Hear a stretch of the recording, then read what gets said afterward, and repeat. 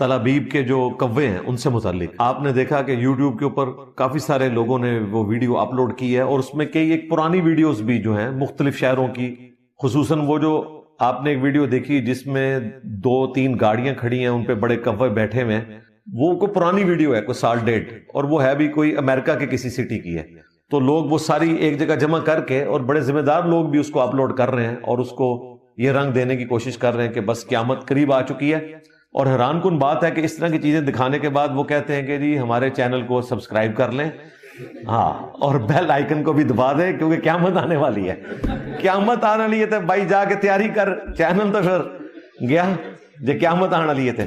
تو وہ جو کوے ہیں ان کے حوالے سے کیا موقف ہے قرآن و سنت میں یا جیوز اور کرسچنز کے ہاں، اس کے حوالے سے میں نے سوچا میں تھوڑی ڈسکشن کروں، اور یہ میں نے تھوڑی تفصیلی ڈسکشن کرنی تھی، اس لیے میں نے اس کو اینڈ پہ رکھا ہے۔ سورہ بنی اسرائیل کی آیت نمبر 36 ہے، 9th کمانڈ۔ 10 کمانڈمنٹس کا جو قرآنک ورژن ہے وہ سورہ بنی اسرائیل میں آیا ہے۔ اس میں 9ویں کمانڈ ہے، وَلَا تَقْفُ مَا لَيْسَ لَكَ بِهِ عِلْمٌ إِنَّ السَّمْعَ وَالْبَصَرَ وَالْفُؤَادَ كُلُّ أُولَئِكَ كَانَ عَنْهُ مَسْئُولًا۔ اے انسان، کسی چیز کی پیروی اس وقت تک مت کر جب تک کہ تجھے اس کے بارے میں ڈیفینیٹ علم حاصل نہ ہو جائے، بغیر علم کے پیروی نہ کر۔ بے شک کان، آنکھ اور عقل، دل ہو یا دماغ، دونوں سوچتے ہیں، اس کے بارے میں تم سے پوچھا جائے گا۔ تو اس میں اللہ تعالیٰ نے واضح فرما دیا ہے کہ بغیر علم کے آپ نے کسی چیز کی پیروی نہیں کرنی۔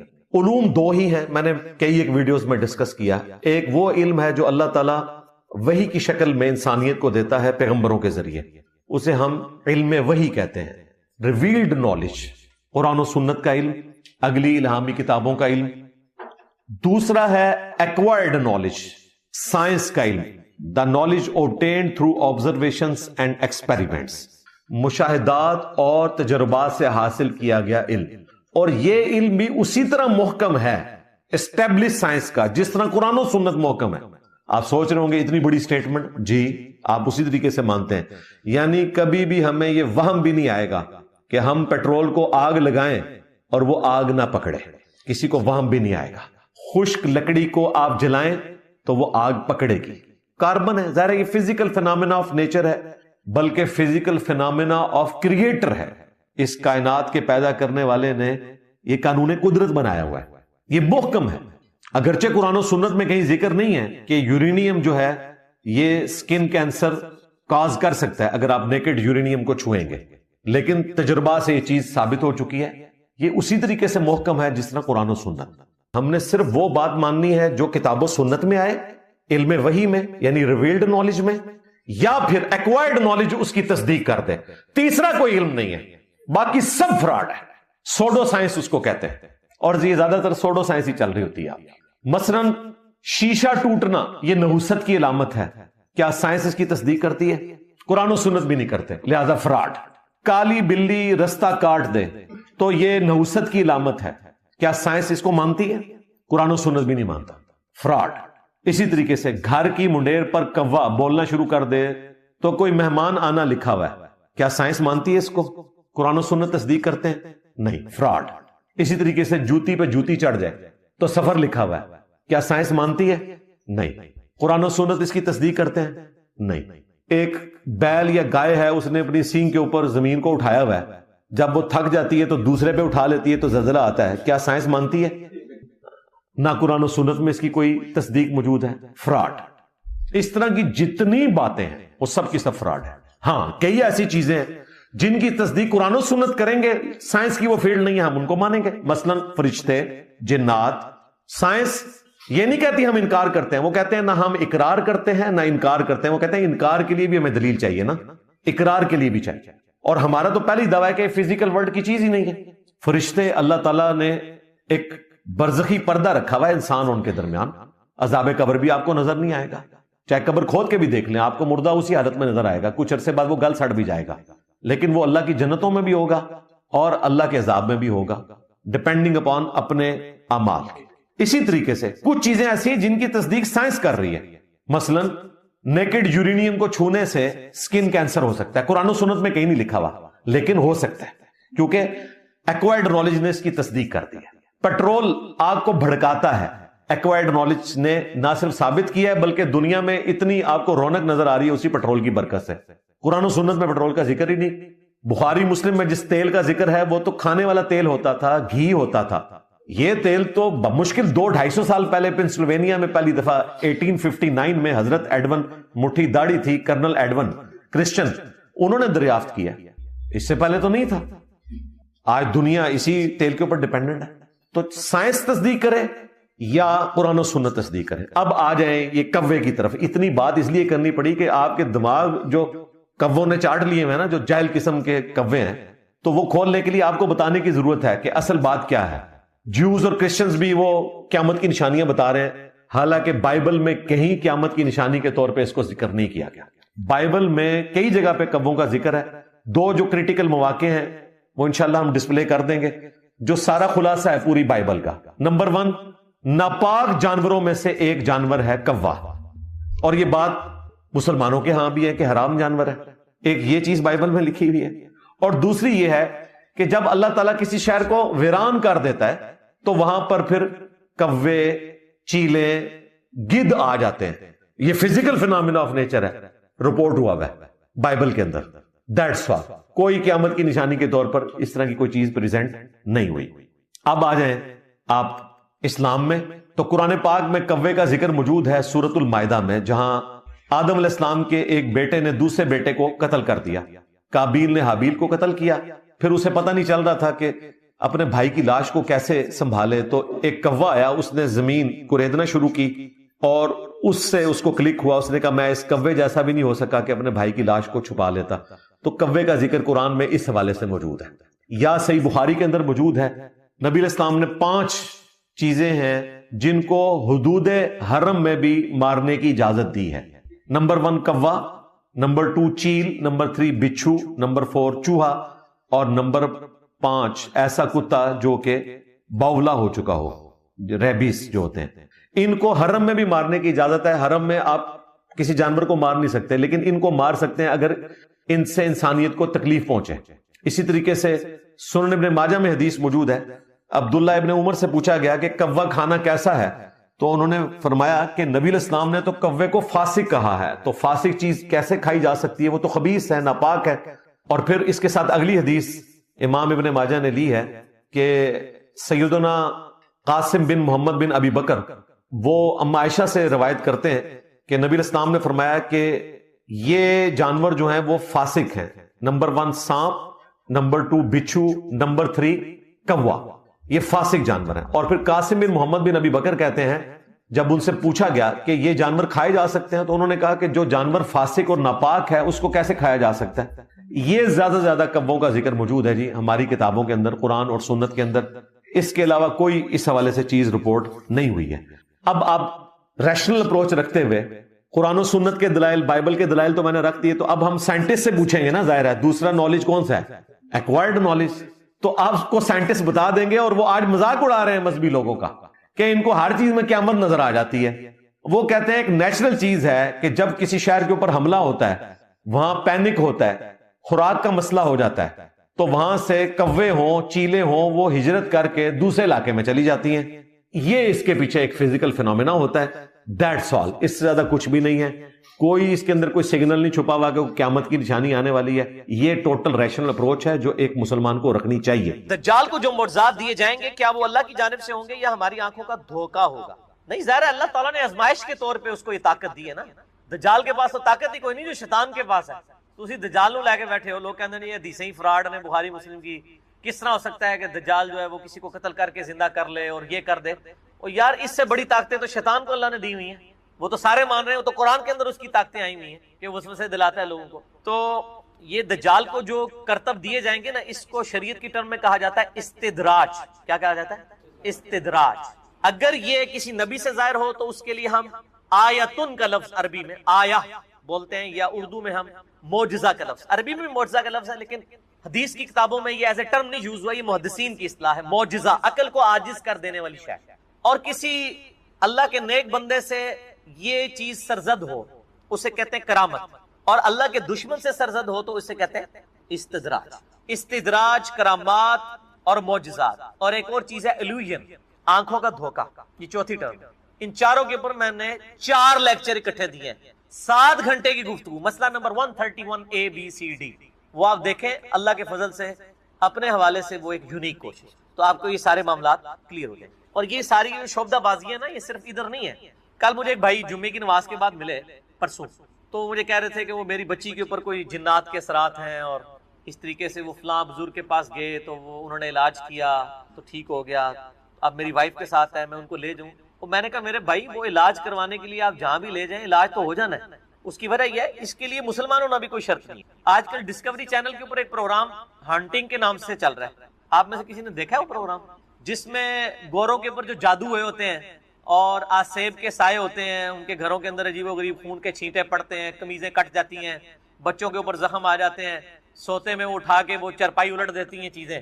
اب اس کو بھی سائنس مانتی ہے کہ یہ لادہ سے ایک پیرلل میں ایک نظام ہے پورا جنات کا، شیاطین کا، اس کے لیے باقاعدہ امریکہ اور یورپ میں آفیسز بنے ہوئے ہیں، اور ڈسکوری چینل تو سائنٹیفک چینل ہے نا، اس کے اوپر کئی مہینوں سے یہ پروگرام چل رہے ہیں اردو ڈبنگ کے ساتھ۔ آپ رات کے وقت وہ پہلے وہ 11 سے 11:30 سے 12:30 پروگرام لگتا تھا، آج کل شاید وہ رات کو 1:30 سے 2:30 بجے تک لگتا ہے، یعنی پاکستانی ٹائم کے مطابق۔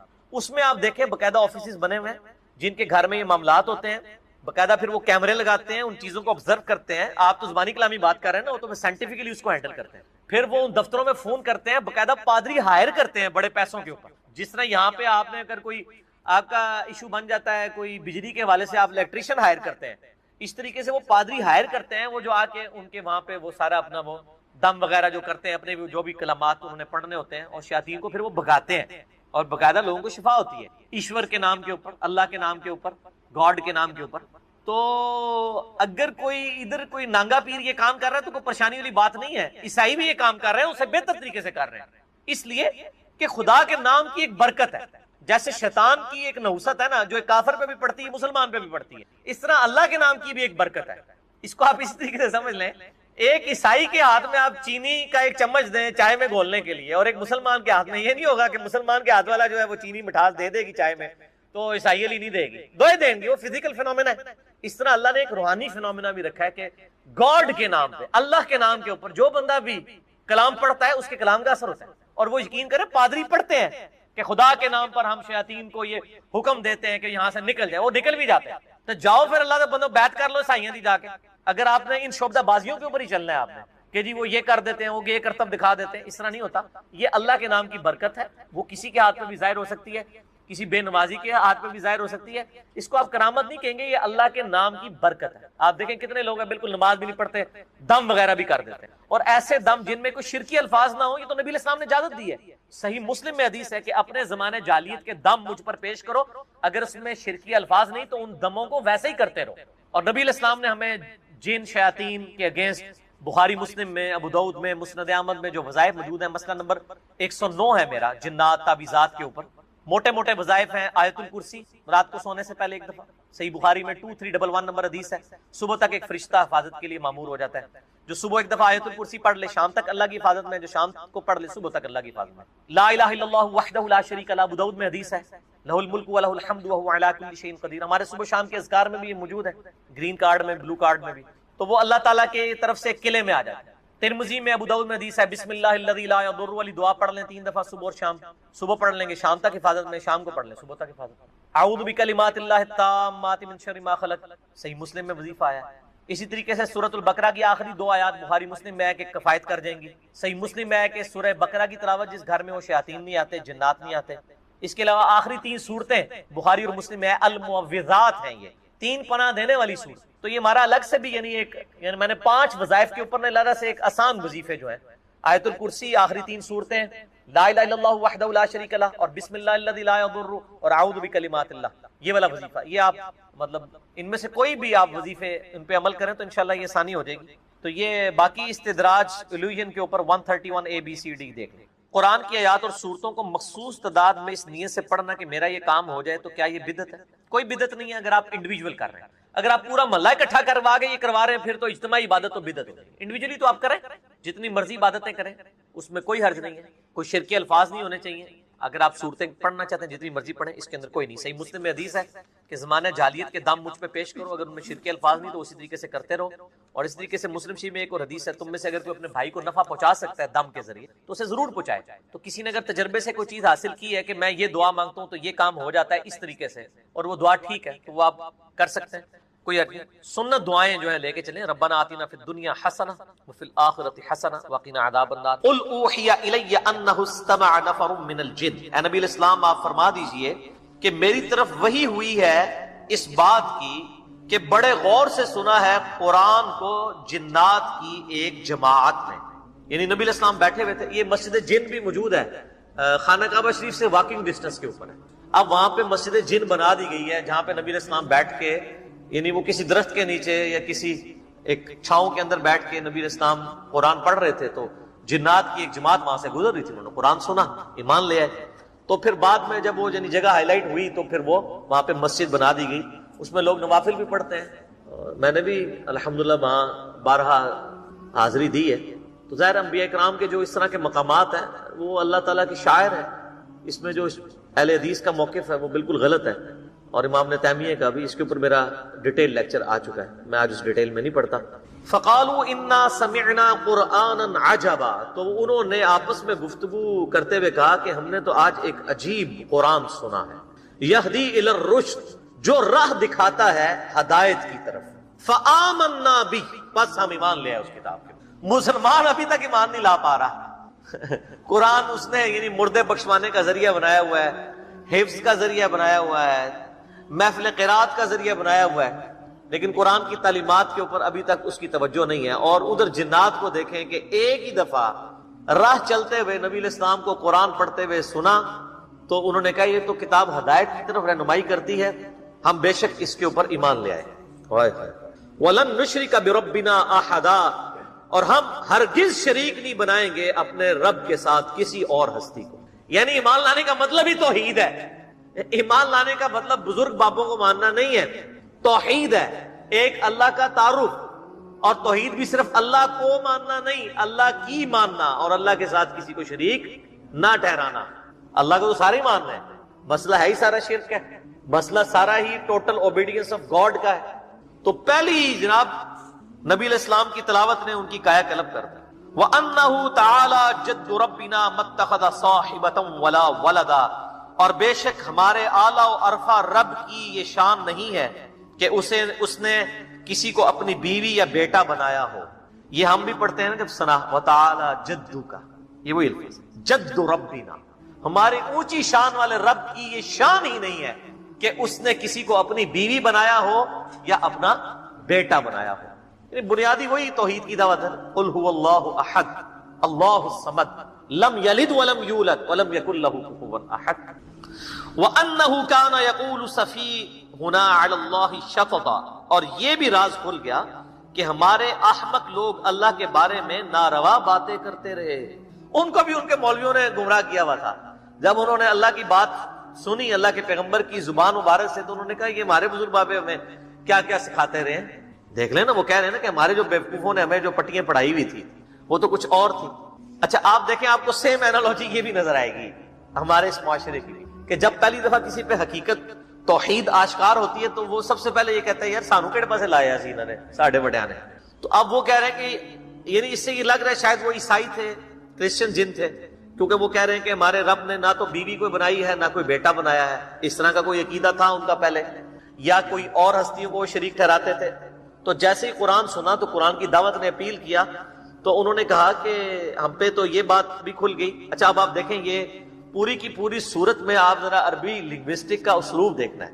آپ دیکھتے جائیں کہ یہ کتنے پیارے انداز میں. آپ ذرا آیت نمبر یہ 3 شروع کریں. وَأَنَّهُ تَعَالَى، اگلی آیت ہے وَأَنَّهُ كَانَ، اس سے اگلی وَأَنَّا، پھر اس سے آگے پھر وَأَنَّهُ، پھر اس سے آگے وَأَنَّهُمْ، پھر آگے وَأَنَّا وَأَنَّا، پھر وَأَنَّا، پھر وَأَنَّا وَأَنَّا، یہ وَأَنَّا أَنَّا أَنَّا، اور یہ کہ اور یہ کہ اور یہ کہ. اچھا یہ وہ آپ وکیلوں کی لینگویج بھی آپ نے کبھی دیکھی ہے؟ وہ لکھتے ہیں، یہ ہمارا وہ جو ہم نے لکھا ہوا نا بیان الفی، اگر وہ 8 پوائنٹ پڑھے نا وہ بھی اسی طریقے سے. پہلا پوائنٹ ہے میں یہ ہوں اور یہ کہ اور یہ کہ اور یہ کہ. آپ دیکھیں سیم سٹائل قرآن والے ہیں وہ. اور یہی ہماری جو عدالتوں میں بھی جب لکھی جاتی ہے نا، ایک مین لائن لکھ کے نا، پھر اس کے بعد اس کی جو کورالریز لکھی جاتی ہے نا، اور یہ کہ یعنی کسی نے صحت جرم سے انکار کرنا ہے تو وہ 8-10 پوائنٹ لکھ کے دے گا، اور یہ کہ میں اس دن تو فلاں تھا، اور یہ کہ میں تو یہ کر رہا تھا، اور یہ کہ میں تو فلاں جگہ کا رہنے والا ہوں، اور یہ کہ یہ سٹائل ہے. تو یہ وَأَنَّا کا مطلب ہے اور یہ کہ، اور یہ کہ، اور یہ کہ، اور یہ کہ. اب یہ اور یہ کہ کے ساتھ وہ حقائق کھولتے جا رہے ہیں کہ ہم پہ یہ بھی حقیقت کھل گئی قرآن سن کے، یہ بھی حقیقت کھل گئی، اور یہ بھی پتا چلا، اور یہ بھی پتا چلا، اور یہ بھی پتا چلا. جیسے ہماری کوئی ایک کلپ دیکھتا ہے تو کہتا ہے اچھا یہ ہے، پھر وہ ایک اور کلپ کو ہوتا ہے اچھا یہ بھی ہے، اچھا ایک اور کلپ کو ہوتا ہے اچھا یہ بھی ہے. تو کئی لوگ آتے ہیں نا، وہ کرتے کرتے کرتے کرتے پھر وائنٹ پہ کہتے ہیں اچھا جی یہ کوئی نماز والا مسئلہ بھی ہے کہ نماز کے طریقے کا بھی ایشو ہے. پھر ہم کہتے ہیں ہاں وہ آپ بھی کھول کے دیکھ لیں، اس میں بھی ہے. تو یہ بھی اور یہ کہ، اور یہ کہ، اور یہ کہ، یہ اس کا ٹیسٹ ہی زبردست ہے. یہ تو جب کبھی قاری قرآن پڑھ رہے ہوتے ہیں نا، یہ سورۃ الجن، ہماری تو مطلب بدقسمتی ہے کہ یہ صورتیں جو اس طرح کی ہیں وہ صرف رمضان میں پڑھی جاتی ہیں. بہت کم میں نے مساجد دیکھی ہیں جہاں پہ قرآن پاک پورا کور کرتے ہیں وہ سال میں. ہمارے اب یہاں پہ ایک اہل حدیث مسجد میں قاری صاحب آئے ہیں تو وہ پورے سال میں قرآن مکمل کرتے ہیں، فجر، مغرب اور عشاء کے اندر. اس طریقے سے اسلام آباد میں بھی ایک مسجد میں قیام اللیل کرتا رہا تو وہ قاری صاحب روزانہ ایک پاؤ فجر میں پڑھتے تھے، اور اس طریقے سے فجر کے اندر پورا قرآن ختم کرتے تھے. ایک قرآن فجر کے اندر اور ایک مغرب اور عشاء کے اندر. تو اس سے یہ ہے کہ آپ پورا سال قرآن کا ٹیسٹ فیل کرتے ہیں. ورنہ ہمارے حفاظ نے، ہمارے قاریوں نے چند ایک صورتیں یاد کی ہوئی ہیں، چند ایک صورتوں کی چند مشہور آیات یاد کی ہیں. واللہ الذی لا الہ الا ہو ہر تیسری فجر میں یہ پڑھ رہے ہوتے ہیں، ہر چوتھی فجر کے اندر پڑھ رہے ہوں گے آمن الرسول بما انزل الیہ من ربہ والمؤمنون. ٹھیک ہے، اسی طریقے سے سبح اسم ربک الاعلی، یا آخری 3 صورتیں پڑھ رہے ہوں گے، یا پہلی میں تبت یدا پڑھ رہے ہوں گے، دوسری میں سورہ اخلاص پڑھ رہے ہوں گے. یہ رٹی ہوئی ہے نا، وہ اتنی رٹی ہوئی ہے جس طرح ہمیں سورہ فاتحہ رٹی ہوتی ہے نا، وہ ان کے آگے خود بخود سٹارٹ ہو جاتی ہے وہ. لیکن رمضان شریف کے اندر ایک بڑا اچھا موقع ہوتا ہے کہ ہم قرآن کور کرتے ہیں. یقین کریں جب کبھی بھی میں سورہ جن سنتا ہوں نا تو، یا اور صورتیں بھی، تو وہ عربی لنگوسٹک کا ٹیسٹ فیل ہوتا ہے. اور یہ کہ اب آپ دیکھیں نا بات کہاں سے سٹارٹ ہوئی ہے. اے نبی فرما دیجئے میری طرف وحی کی گئی کہ جنوں کی ایک جماعت نے قرآن تلاوت کرتے ہوئے مجھے سنا تو انہوں نے گفتگو کرتے ہوئے آپس میں کہا کہ ہم نے آج ایک عجیب قرآن سنا جو ہدایت اور رہنمائی، یعنی ہدایت کی طرف رہنمائی دیتا ہے، بس ہم اس پر ایمان لے آئے اور ہم ہرگز اپنے رب کے ساتھ کسی کو شریک نہیں ٹھہرائیں گے. اور یہ کہ ہمارا رب جو بڑی شان والا ہے اس نے نہ کسی کو بیوی بنایا نہ کسی کو بچہ. اور یہ کہ ہمارے احمق لوگ اللہ کے بارے میں ناروا باتیں رکھتے ہیں. وَأَنَّا ظَنَنَّا أَن لَّن تَقُولَ الْإِنسُ وَالْجِنُّ عَلَى اللَّهِ كَذِبًا، اور ہم تو یہ خیال کیے ہوئے تھے کہ انسان اور جن اللہ کے بارے میں کبھی جھوٹ بول ہی نہیں سکتے. اتنے بڑے بڑے بزرگ کیسے جھوٹ بول سکتے ہیں؟ یہ وہی بات آ گئی ہے. یعنی جنات نے کہا کہ ہم سمجھتے تھے کہ جن اور انسان جو کچھ اللہ کے بارے میں عقیدے بتا رہے ہیں، اللہ تو ان کا خالق ہے، یہ کیسے ہو سکتے ہیں وہ اللہ کے بارے میں جھوٹ بولتے ہوں. یہاں پہ بھی لوگ کہتے ہیں نا جی اللہ نے بزرگوں نے عطا کیتا ہے، جی اے بزرگ جو کچھ کر دینے اللہ نے ان کو قدرت دی ہوئی ہے. تو جنات کہتے ہیں جب ہم نے نبی الاسلام کا توحید بھرا قرآن سنا تو ہم اس سوچ میں پڑ کے یہ ہو سکتا ہے کہ کوئی جن اور انسان بھی اللہ پہ جھوٹ بولے. تو حقیقت ہے کہ جن اور انسان جھوٹ ہی بول رہے ہیں. وَلَا تَقُولُوا عَلَى اللَّهِ إِلَّا الْحَقَّ، مت کہا کرو اللہ کے بارے میں سوائے وہ بات کے جو حق میں مبنی.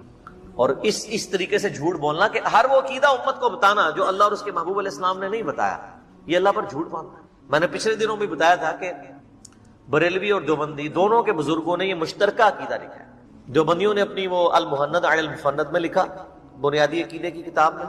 بریلویوں نے اپنی کئی کتابوں میں، قرآن پاک کی تفسیر کے اندر، مشکات المصابیح کی تفسیر میں مفتی احمد جان خان نعیمی صاحب نے لکھا کہ ہمارا یہ عقیدہ ہے کہ نبی علیہ السلام کی جو قبر مبارک ہے وہ خانہ کعبہ اللہ کے عرش اور کرسی سے بھی افضل ہے. جب ہم یہ پوچھتے ہیں یہ کہاں لکھا ہوا ہے، وہ کہتے ہیں آپ نبی علیہ السلام کے گستاخ ہیں. یہ ویسا ہی ہے کہ اگر کوئی عیسائی کہے کہ ہم حضرت عیسیٰ علیہ السلام کو اللہ کا بیٹا مانتے ہیں تو ہم اس سے اگر پوچھیں کہ یہ کہاں لکھا ہوا ہے، انجیل سے ہی نکال دو، تحریف شدہ انجیل سے ہی نکال دو. اور وہ یہ کہنا شروع کر دے آپ عیسیٰ علیہ السلام کی شان کی منکر ہیں. شان کے منکر نہیں ہے، ہم ہر اس بات کے منکر ہیں جو اللہ اور اس کے پیغمبروں نے تعلیم نہیں کی. تو یہاں پر بھی دیکھیں جنات کہتے ہیں ہم سوچ بھی نہیں سکتے تھے کہ ہمارے بزرگان دین اللہ پر جھوٹ باندھیں گے، چاہے وہ جنوں میں سے ہو یا انسانوں میں سے. اللہ نے تو کوئی ایسے عقیدے نہیں بتائے ہوئے. وَأَنَّهُ كَانَ رِجَالٌ مِّنَ الْإِنسِ اور یہ کہ انسانوں میں سے ایسے لوگ بھی ہیں بیوقوف، یعوذون برجال من الجن فزادوہم رہقا، کہ وہ جنات کے مردوں کی پناہ حاصل کرتے ہیں اور اس چیز نے جنوں کو غرور میں ڈال دیا۔ اگلے زمانوں میں بھی ہوتا تھا، اب بھی ہے، کہ جب کبھی بھی سفر کرتے تھے نا تو جا کے وہ کسی جنگل سے گزر رہے ہوتے تھے نا، تو اس جنگل میں داخل ہوتے ہی کہتے تھے کہ اس جنگل کے سب سے بڑے جن کی پناہ میں ہم آتے ہیں، نعوذ باللہ، بجائے اللہ کی پناہ مانگنے کے۔ بخاری اور مسلم میں ابن مسعود رضی اللہ تعالیٰ عنہ کا قول موجود ہے، سورہ بنی اسرائیل کی آیت نمبر 56 ہے، جس میں اللہ تعالیٰ فرماتا ہے کہ یہ جن ہستیوں کو اللہ کے سوا پکار رہے ہیں نا، وہ ہستیاں تو خود اللہ سے امید رکھتی ہیں، اللہ کی طرف متوجہ ہوتی ہیں، اللہ کے عذاب سے ڈرتی رہتی ہیں، اس کی رحمت کی امیدوار ہے، اور یہ بیوقوف انہی ہستیوں کو پکار رہے ہیں۔ اس آیت کی تفسیر میں، آیت نمبر 56 بنی اسرائیل کی، ابن مسعود رضی اللہ تعالیٰ کا قول بخاری اور مسلم دونوں میں موجود ہے۔ وہ کہتے ہیں کہ یہ ان جنات کے بارے میں نازل ہوئی کہ جن جنات کی لوگ پناہ حاصل کیا کرتے تھے جنگلات میں جا کے، ان میں سے کئی جنات ایسے بھی ہوتے تھے جو خود مواحد ہوتے تھے، اور وہ مذاق اڑاتے تھے، یہ انسان دیکھو ہماری پناہ حاصل کر رہے ہیں، ہماری کیا اوقات ہے۔ میں آپ کو بتاؤں، یعنی لوگ جنات سے ڈرتے ہیں اور جن انسانوں سے ڈرتے ہیں۔ تو یہاں پہ وہ جنات کہہ رہے ہیں کہ جب سے پناہ لینی شروع کی ہے نا انسانوں نے، انسان بزدل ہوئے نا، تب سے ہی جنات کے اندر غرور آ گیا۔ ان کو تو پتہ ہی نہیں تھا کہ اچھا یہ تو ہماری پناہ حاصل کر رہے ہیں، تو وہ اور اکڑ گئے کہ ہم انسانوں سے سپیریئر ہیں، ورنہ انسان سے کیسے سپیریئر ہے جن۔ وَأَنَّهُمْ ظَنُّوا كَمَا ظَنَنْتُمْ أَن لَّن يَبْعَثَ اللَّهُ أَحَدًا، اور یہ کہ انسانوں نے یہ بھی گمان کیا جیسے تم گمان کرتے ہو کہ اللہ اب کسی کو رسول بنا کر نہیں بھیجے گا۔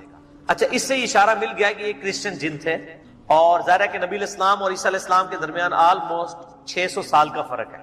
عیسیٰ علیہ السلام 33 عیسوی میں اٹھائے گئے ہیں، اور نبی علیہ السلام 571 عیسوی میں پیدا ہوئے ہیں۔ اور صحیح بخاری میں بھی حدیث موجود ہے کہ نبی علیہ السلام اور حضرت عیسیٰ علیہ السلام کے درمیان 600 سال کا فرق ہے۔ اسے فترت کا پیریڈ کہتے ہیں، ایسا پیریڈ جس میں کوئی پیغمبر مبعوث نہ ہوا ہو، پوری دنیا میں کوئی پیغمبر نہیں آیا ان 600 سالوں میں۔ سورۃ المائدہ میں بھی اس کا ذکر موجود ہے کہ اب ایک فترت کے پیریڈ کے بعد ہمارے پیغمبر آ گئے ہیں، ایسا نہ ہو کہ تم یہ کہو کہ ہمارے پاس کوئی ڈر سنانے والا نہیں آیا، تو ہم نے ڈر سنانے والا اور خوشخبری سنانے والا تمہارے پاس محمد رسول اللہ صلی اللہ علیہ وآلہ وسلم کی مبارک ہستی کی فارم میں بھیج دیے، تم ان کے اوپر ایمان لاؤ۔ تو اس کو کہتے ہیں فترت کا پیریڈ۔ یہ فترت تا کے ساتھ ہوتی ہے، توئیں کے ساتھ نہیں، تو کے ساتھ نہیں ہوتی، تا 2 نقطوں والا، فا 2 نقطوں والا تے، را اور تا۔ ایک فطرت ہے، وہ کہتے ہیں نیچر کو، یہ فترت لفظ ہے۔ فترت کا مطلب ہے گیپ والا پیریڈ، جیسے ہم نبی علیہ السلام کے ماں باپ کو اہل فترت میں شمار کرتے ہیں، اس پیریڈ میں جس پیریڈ میں کوئی ڈر سنانے والا ان کے پاس نہیں آیا، لہذا ان کو کافر نہیں کہا جائے گا بلکہ ان کو اہل فترت کہا جائے گا۔ تو وہ کہتے ہیں کہ انسانوں اور جنوں نے تو یہ گمان کیا ہوا تھا کہ اب شاید کوئی پیغمبر آئے گا ہی نہیں۔ وَأَنَّا لَمَسْنَا السَّمَاءَ فَوَجَدْنَاهَا مُلِئَتْ حَرَسًا شَدِيدًا وَشُهُبًا، تو سنو ہم نے ٹٹولنا چاہا آسمان کو تو ہم نے سخت پہروں اور شہاب ثاقب سے بھرا ہوا پایا۔ یعنی آپ کو پتا جنات کی پرواز بہت زیادہ ہے، اڑ سکتے ہیں، ان کو آکسیجن کی ضرورت زندہ رہنے کے لیے۔ تو نبی علیہ السلام کی بعثت سے پہلے جنات پرواز کر کے آسمانوں کے کناروں تک پہنچ جاتے تھے، وہاں فرشتوں کی آوازیں چھپ کے وہ جو ڈسکشن کر رہے ہوتے تھے کہ اللہ تعالیٰ نے ہمارے ذمہ یہ کام لگایا ہے، وہ سنا کرتے تھے اور آ کے دنیا کے کاہنوں کو، جادوگروں کو بتا دیتے تھے۔ اسی لیے کچھ بات صحیح بھی نکل آتی تھی، کچھ غلط بھی، مکس کر کے بتاتے تھے۔ تو یہ جنات کہتے ہیں کہ ایک تو ہم نے یہ قرآن سنا تو اب ہمیں پتا چلا کہ اچھا کچھ عرصے سے ہم جب آسمان کی طرف جاتے ہیں تو آسمان پہ سخت پہرے لگے ہوئے ہیں فرشتوں کے، جو ہمیں اوپر نہیں جانے دیتے اور قریب نہیں لگنے دیتے اور فرشتوں کی باتیں نہیں سننے دیتے، اور ہم پر شہاب ثاقب فائر ہونا شروع ہو جاتے ہیں، میٹرائٹس۔ اب پتا چلا کہ یہ آسمان اتنے پہرے میں کیوں تھا، کیونکہ جب پیغمبر آیا ہوتا ہے نا تو اللہ تعالیٰ پھر پیغمبر کی حفاظت کرتا ہے کہ پیغمبر کے ہوتے ہوئے کوئی غلط خبریں نہ مشہور کرے، اور یہ اب قیامت تک کے لیے پہرا ہے۔ اب جنات کے اوپر بین ہو گیا۔ تو اب ذرا ان کی ذرا ٹیکنیکل گفتگو سنیں۔ وہ کہتے ہیں اچھا اب پتا چلا کہ یہ جو آسمان پہرے میں تھا اور وہاں پہ شہاب ثاقب ہم پہ فائر ہو رہے تھے راکٹ اللہ کی طرف سے، وہ اس لیے تھے وَأَنَّا كُنَّا نَقْعُدُ مِنْهَا مَقَاعِدَ لِلسَّمْعِ، اور اس سے پہلے تو ہم بڑے آرام سے ان مقامات پر جایا کرتے تھے اور باتیں کان لگا کے سنا کرتے تھے، لیکن اب کیا حالت ہے؟ فَمَن يَسْتَمِعِ الْآنَ، اب اگر ہم سننے کی کوشش کرتے ہیں يَجِدْ لَهُ شِهَابًا رَصَدًا، تو ہم میں سے کسی نہ کسی کے اوپر شہاب ثاقب داغ دیا جاتا ہے۔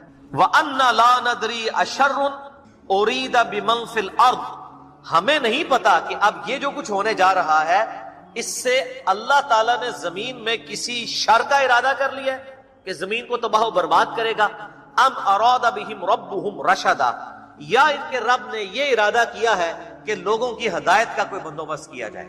یار کتنے سمجھدار یہ جنات تھے، آپ ذرا ڈسکشن کا لیول دیکھیں، یہ بڑی ٹیکنیکل گفتگو انہوں نے کی ہے کہ اگر آسمان کے اوپر پہرے لگا دیے گئے ہیں، کسی کو اوپر نہیں جانے دیا جا رہا، اس کا مطلب ہے کہ اللہ تعالیٰ نے کوئی بہت بڑا فیصلہ کر دیا۔ فیصلہ یہ ہے کہ یا تو مخلوق کی تباہی کا فیصلہ کر دیا اور یا ان کی ہدایت کا فیصلہ کر دیا، اور بیک وقت دونوں باتیں درست ہیں، کیونکہ جب پیغمبر آتا ہے نا تو پیغمبر کے ماننے والوں کی ہدایت کا فیصلہ ہوتا ہے اور پیغمبر کے مخالفین کی تباہی کا فیصلہ ہوتا ہے۔ ظاہر ہے جو پیغمبروں کا انکار کرتا ہے تباہ و برباد ہوتا ہے۔ تو وہ کہتے ہیں کہ اچھا اب پتا چلا کہ چونکہ پیغمبر آئے ہوئے ہیں اسپیشل پروٹیکشن ہے، اس کا مطلب ہے کہ اللہ نے فیصلہ کر دیا ہے کہ اب اس دنیا کے اوپر لوگوں کو ہدایت کی وجہ سے کامیابی کی طرف لے کے جانا ہے، اور جو وقت کے پیغمبر محمد رسول اللہ صلی اللہ علیہ وآلہ وسلم کا انکار کرنے والے لوگ ہیں وہ تباہ و برباد ہوں گے۔ انہوں نے کس طرح کڑیاں ملانے شروع کر دی ہیں، وَأَنَّا مِنَّا الصَّالِحُونَ وَمِنَّا دُونَ ذَلِكَ، اور یہ کہ ہم میں نیک بھی ہیں اور برے بھی ہیں، كُنَّا طَرَائِقَ قِدَدًا، اور ہم تو کئی راستوں پر گامزن ہیں، یعنی ہمارے اندر بھی کئی ایک فرقے بنے ہوئے ہیں، کئی ایک راستے بنے ہوئے ہیں۔ آپ حیران ہوں گے کہ صوفیاء جو یہ طریقت کا لفظ لیتے ہیں نا، اس لفظ سے لیتے ہیں۔ جب ان کو کہتے ہیں نا شریعت اور طریقت، شریعت کا لفظ تو سورہ الشورى کے اندر آیا نا کہ ہم نے ہر پیغمبر کے لیے ایک شریعت اور منہاج مقرر کیا تھا، تو ہم کہتے ہیں طریقت کہاں سے نکالی، وہ کہتے ہیں یہاں سے نکالیے کہ کُنَّا طَرَائِقَ قِدَدًا، ہم میں سے جو کئی لوگ مختلف راستوں کے اوپر گامزن ہیں۔ حالانکہ بات کیا ہو رہی ہے اوپر کہ کوئی گمراہی کے راستے کے اوپر ہے، کوئی اچھائی کے راستے پہ ہے۔ یہ کوئی قادریہ، چشتیہ، سہروردیہ، حنفیہ، شافیہ، مالکیہ سلسلے نہیں ہے، بلکہ پیغمبروں کے ماننے والے اور پیغمبروں کے نہ ماننے والے ہیں، دو گروہ ہیں۔ تو وہ طریقت کا لفظ یہاں سے نکالتے ہیں۔ ویسے اب آپ نے طریقت والوں سے پوچھنا ہے کہ طریقت کا لفظ قرآن میں کہاں ہے، تو چند ایک لوگوں کو شاید پتا ہو، زیادہ تر کو نہیں پتا ہوگا۔ وَأَنَّا، اور یہ کہ آپ دیکھیں وہ چل رہا ہے وہی چیز، اور یہ کہ وَأَنَّا ظَنَنَّا أَن لَّن نُّعْجِزَ اللَّهَ فِي الْأَرْضِ، اور یہ کہ اب ہمیں یہ یقین ہو گیا ہے کہ ہم زمین میں اللہ کو عاجز نہیں کر سکتے، وَلَن نُّعْجِزَهُ هَرَبًا، اور نہ ہم اللہ سے بھاگ کر کہیں جا سکتے۔ ایک تو ان کو وہاں اللہ کی قدرت کا اندازہ ہو گیا، پہلے تو کان لگا کے سنتے تھے، جب وہ پابندی لگ گئی، ادھر پیغمبر آ گئے، انہوں نے کہا نہیں بھائی اب پیغمبر کو ماننے میں ہی عافیت ہے، ورنہ اللہ تعالیٰ نے کوئی لگتا ہے کہ مخلوقات کے لیے فیصلہ کر دیا۔ تو اب ہمیں یہ یقین آ گیا کہ نہ ہم زمین میں اللہ کو عاجز کر سکتے ہیں، نہ اللہ سے بھاگ کے ہم کہیں جا سکتے ہیں۔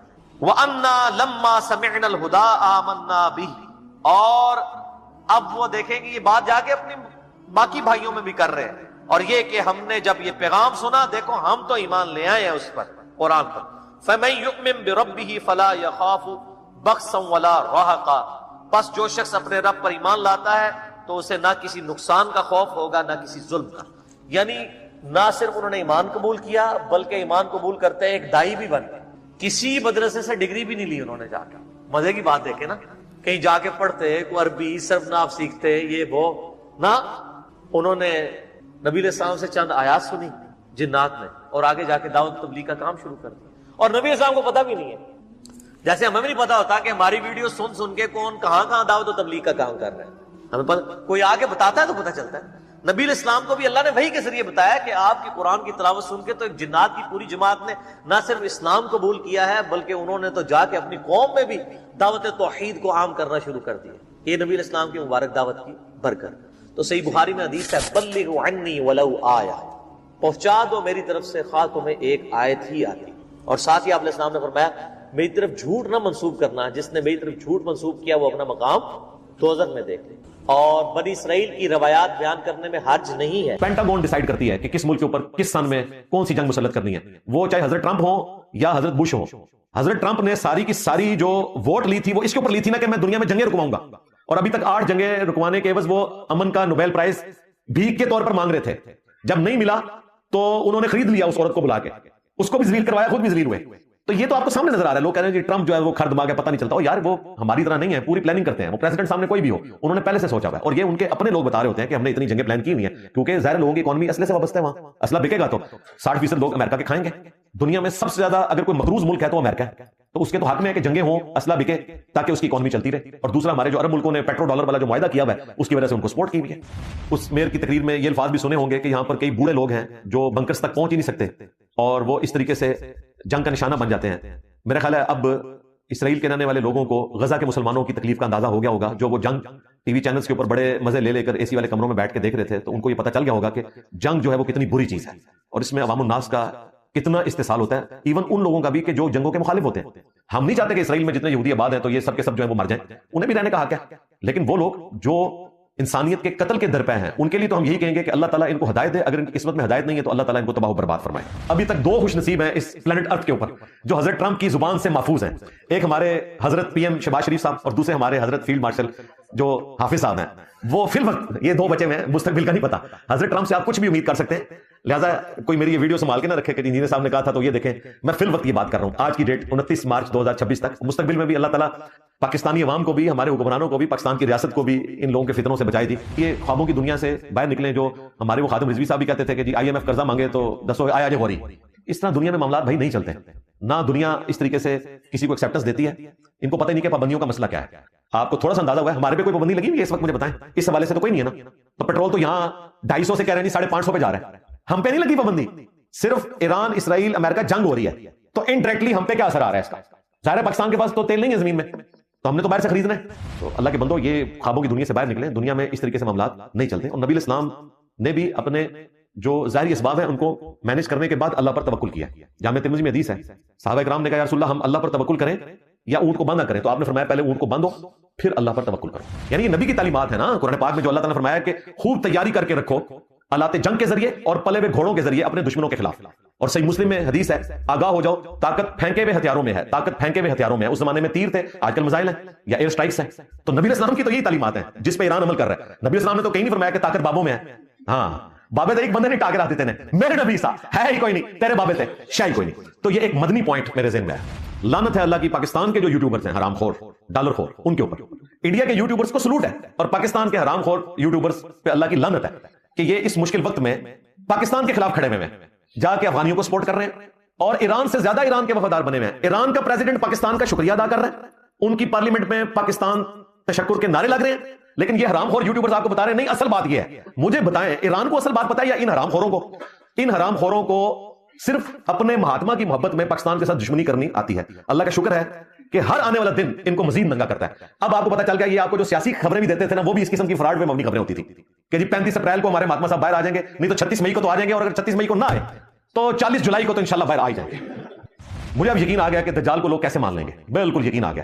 بالکل ایک چیز واضح کافر لکھا ہوا ہے پھر بھی ان کو وہ کافر نظر نہیں آئے گا. کافر جو بخاری مسلم میں آتا ہے وہ کاف سے کش پڑھ لیں گے، فا سے فیض پڑھ لیں گے، را سے روحانیت پڑھ لیں گے. یہ میں نے تشریح کی ہے اور جو اہل ایمان ہے انہیں پتہ چل جائے گا. تو ان یوٹیوبرز کے شر سے اللہ تعالیٰ اس سیاسی جماعت کو بھی بچائے، ان کے اندھے فالوورز کو بھی بچائے اور مہاتما صاحب کو تو سب سے بڑھ کر بچائے کیونکہ ان کو اندر رکھنے میں یہ ڈیجیٹل بندر انوالو ہے. کیونکہ وہ بار بار کہتے ہیں کہ جی آپ پکڑ تو لیا اس کو چھوڑو گے کیسے؟ تمہیں پتا ہے کہ اس کو چھوڑ دیا تو دوبارہ وہ وزیر اعظم بن گیا تو پھر تمہیں نہیں چھوڑے گا. تو اس کا مطلب آپ کو پتا ہے کیا کہ اس کو نہ چھوڑو. اور یہ تو شاہی کوئی نہیں ہے. میں نے تو TLP کو آڑے ہاتھوں لیا اس زمانے میں جب اسٹیٹ نے گود لیا ہوا تھا TLP کو. نواز شریف صاحب کے دور میں بھی، عمران خان صاحب کے دور میں بھی اکیلا بندہ میں تھا جو للکارتا تھا TLP کی ایکٹیویٹیز کو کہ یہ غلط کام کر رہے ہیں جو دھرنے دے رہے ہیں، لوگ ہاسپٹلز تک نہیں پہنچ سکتے، لوگوں کو تکلیف میں انہوں نے مبتلا کیا ہوا ہے. لہٰذا جن لوگوں کو یہ تکلیف ہے نا کہ وہ ہماری جماعت کو انجینئر صاحب ٹارگٹ کر رہے ہیں، تو سیدھے برگر فیملی ہو. میں نے تو سرطان سے جدا والی پارٹی جنہوں نے میرے اوپر 10 حملے تو کروا لیے ہیں کم از کم، 11واں آپ 295C والا بھی ملا لیں، تو میں تو ان کو بھی پچھلے آلموسٹ 10 سالوں سے آڑے ہاتھوں لے رہا ہوں. کل کو اگر یہی کام نون لیگ پیپلز پارٹی نے شروع کیا تو میں ان کے بارے میں بھی اسی طریقے سے گفتگو کروں گا. اتنا گولف کے بال کے برابر اگر یورینیم آپ کے پاس ہو تو 1 kg بنتا ہے. اس سے آپ کو پتا ہے کتنی انرجی ملتی ہے؟ آپ کی سوچ بھی وہاں پہ نہیں جا سکتی. کتنا آپ گیس کریں گے زیادہ سے زیادہ 27 لاکھ سے لے کر 30 لاکھ کلو کوئلہ، 30 کلو نہیں، 30,000 کلو نہیں، 30 لاکھ کلو یعنی 3 ملین kg کوئلہ اگر جلایا جائے. سینکڑوں آپ کو اس قسم کی اکیڈمیاں چاہیے. علوم 2 ہی ہیں، میں نے کئی ایک ویڈیوز میں ڈسکس کیا. ایک وہ علم ہے جو اللہ تعالیٰ وحی کی شکل میں انسانیت کو دیتا ہے پیغمبروں کے ذریعے، اسے ہم علم وحی کہتے ہیں، ریویلڈ نالج، قرآن و سنت کا علم، اگلی الہامی کتابوں کا علم. دوسرا ہے ایکوائرڈ نالج، سائنس کا علم، the knowledge obtained through observations and experiments، مشاہدات اور تجربات سے حاصل کیا گیا علم. اور یہ علم بھی اسی طرح محکم ہے اسٹیبلش سائنس کا جس طرح قرآن و سنت محکم ہے. آپ سوچ رہے ہوں گے اتنی بڑی سٹیٹمنٹ، جی آپ اسی طریقے سے مانتے ہیں. یعنی کبھی بھی ہمیں یہ وہم بھی نہیں آئے گا کہ ہم پیٹرول کو آگ لگائیں اور وہ آگ نہ پکڑے، کسی کو وہم بھی نہیں آئے گا. خشک لکڑی کو آپ جلائیں تو وہ آگ پکڑے گی. کاربن ہے، ظاہر ہے یہ فزیکل فینومینا آف نیچر ہے، بلکہ فزیکل فینومینا آف کریٹر ہے. اس کائنات کے پیدا کرنے والے نے یہ قانون قدرت بنایا ہوا ہے. دو عقیدے ہیں جس پہ پوری انسانیت اکٹھی ہے، ایک یہ کہ انسان نے مر جانا ہے، اور دوسرا یہ سائنٹیفک فیکٹس، ان کے اوپر انسانیت اکٹھی ہے. تیسرے کسی عقیدے پہ نہیں اکٹھی. کئی لوگ ہیں خدا کے منکر ہیں، کئی خدا کو مانتے ہیں، آخرت کے دن کے منکر ہیں، لیکن موت کا انکاری کوئی نہیں ہے. اور یہ سائنٹیفک جو اسٹیبلش فیکٹس ہیں ان کا کوئی انکاری نہیں ہے. لیکن جب پیغمبر اس طرح کی ایکٹیویٹی پرفارم کرے اور میڈیکل کی فیلڈ کے لوگ بتا دیں کہ واقعتاً یہ لاٹھی تھی اور اب یہ بن گئی ہے ایک زندہ سانپ یا اژدہا، تو سب سے پہلے سائنٹسٹ سجدے میں گر پڑ گئے. پوری انسانیت جو ہے وہ ایمان لے آئے گی، جس طرح اس وقت جادوگر لے آئے تھے، کیونکہ انہیں پتا تھا کہ جادو سے یہ کچھ نہیں ہو سکتا. باقیوں کو نہیں سمجھتی، لیکن آج تو سب مانتے ہیں کہ اگر ڈی این اے ٹیسٹ ہو جائے تو پتا چل جائے گا کہ یہ لاٹھی ہے یا واقعتاً کوئی زندہ آرگن بن چکا ہے. اس لیے ختم نبوت کی سب سے بڑی دلیل یہ ہے کہ اس دور میں کسی پیغمبر کی ضرورت اس لیے نہیں تھی کہ سائنس نے اتنی ترقی کر لی ہے کہ ایمان بالغیب، ایمان بالشہادہ بن چکا ہے. ٹیسٹ انسانیت کا ختم ہو جائے گا اگر پیغمبر آج مردوں کو زندہ کر کے دکھا دے. لوگ کہتے ہیں جی جینیس صاحب لوگوں کو معجزات کا منکر بنا رہے ہیں. معجزات کا نہیں، تمہارے بابوں کے فراڈ کا منکر بنا رہا ہوں. تمہارے بابوں کی مٹی پلیت کر کے رکھتی ہے سائنس نے.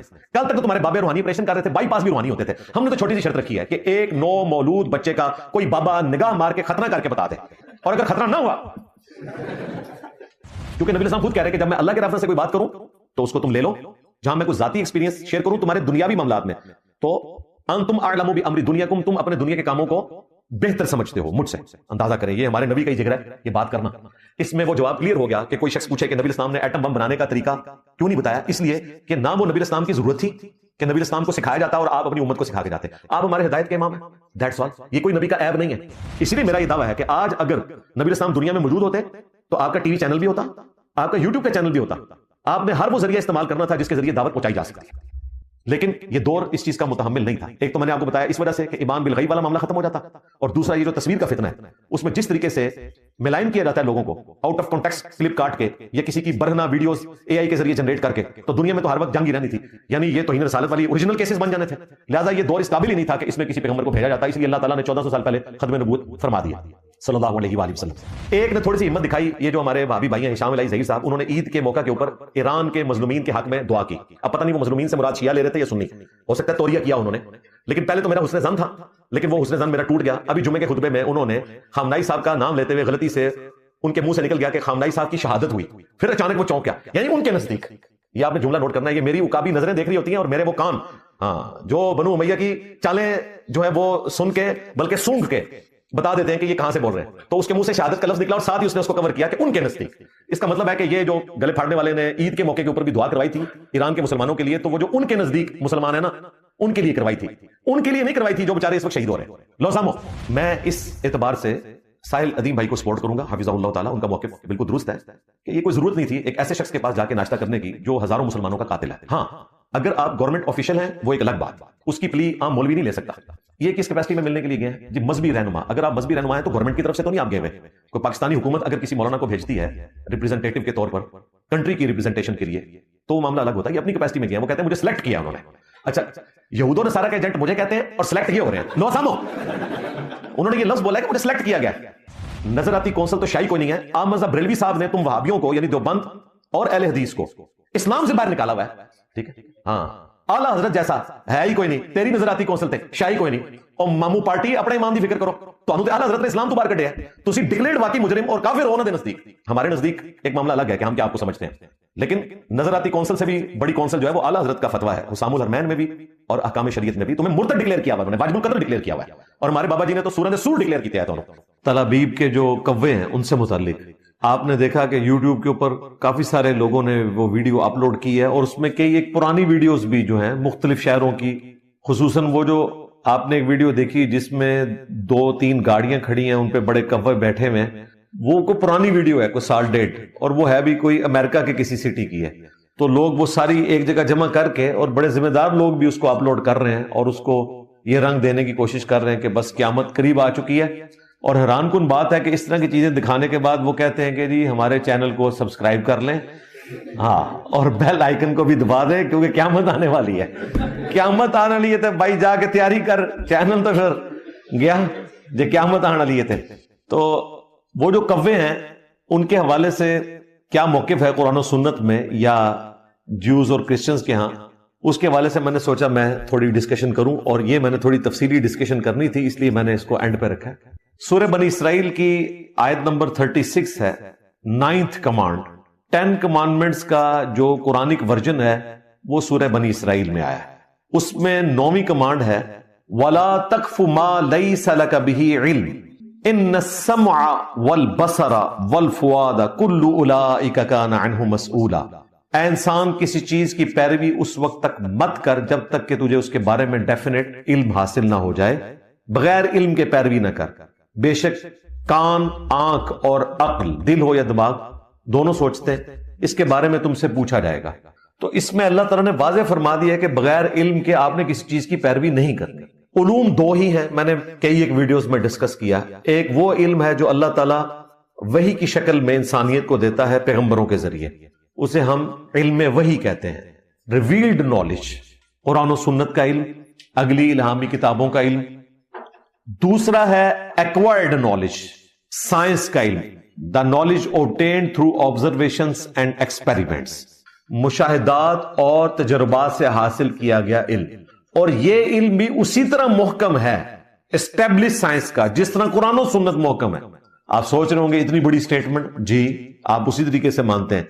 यानी कभी भी हमें यह वहम भी नहीं आएगा कि हम पेट्रोल को आग लगाएं और वो आग ना पकड़े, किसी को वहम भी नहीं आएगा। खुश्क लकड़ी को आप जलाएं तो वो आग पकड़ेगी।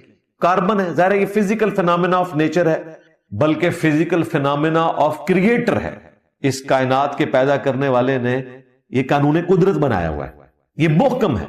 अगरचे कुरान और सुन्नत में कहीं जिक्र नहीं है कि यूरेनियम जो है ये स्किन कैंसर काज कर सकता है अगर आप नेकेड यूरेनियम को छुएंगे, लेकिन तजुर्बा से ये चीज साबित हो चुकी है। ये उसी तरीके से मुहकम है जिस तरह कुरान और सुन्नत। हमने सिर्फ वो बात माननी है जो किताब और सुन्नत में आए, इल्म वही में यानी रिवील्ड नॉलेज में, या फिर एक्वायर्ड नॉलेज उसकी तस्दीक कर दे। तीसरा कोई इल्म नहीं है, बाकी सब फ्रॉड है। सोडो साइंस उसको कहते हैं, और ये ज्यादातर सोडो साइंस ही चल रही होती है। मसलन शीशा टूटना ये नहुसत की अलामत है, क्या साइंस इसकी तस्दीक करती है? कुरान और सुन्नत भी नहीं करते, लिहाजा फ्रॉड।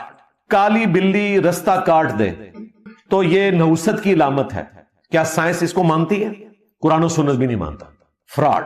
इसी तरीके से घर की मुंडेर पर कौवा बोलना शुरू कर दे तो कोई मेहमान आना लिखा हुआ है, क्या साइंस मानती है इसको? कुरान और सुन्नत तस्दीक करते हैं? नहीं, फ्रॉड। इसी तरीके से जूती पे जूती चढ़ जाए तो सफर लिखा हुआ है, क्या साइंस मानती है? नहीं। कुरान और सुन्नत इसकी तस्दीक करते हैं? नहीं। एक बैल या गाय है, उसने अपनी सींग के ऊपर जमीन को उठाया हुआ है, जब वो थक जाती है तो दूसरे पे उठा लेती है तो ज़लज़ला आता है, क्या साइंस मानती है? ना कुरान और सुन्नत में इसकी कोई तस्दीक मौजूद है, फ्रॉड। इस तरह की जितनी बातें हैं वो सब की सब फ्रॉड है। हां, कई ऐसी चीजें हैं जिनकी तस्दीक कुरान और सुन्नत करेंगे, साइंस की वो फील्ड नहीं है, हम उनको मानेंगे। मसलन फरिश्ते, जिन्नात। साइंस ये नहीं कहती हम इनकार करते हैं, वो कहते हैं ना हम इकरार करते हैं ना इनकार करते हैं। वो कहते हैं इनकार के लिए भी हमें दलील चाहिए ना, इकरार के लिए भी चाहिए। और हमारा तो पहली दावा है कि फिजिकल वर्ल्ड की चीज ही नहीं है। फरिश्ते, अल्लाह ताला ने एक बरज़खी पर्दा रखा हुआ है इंसान और उनके दरमियान।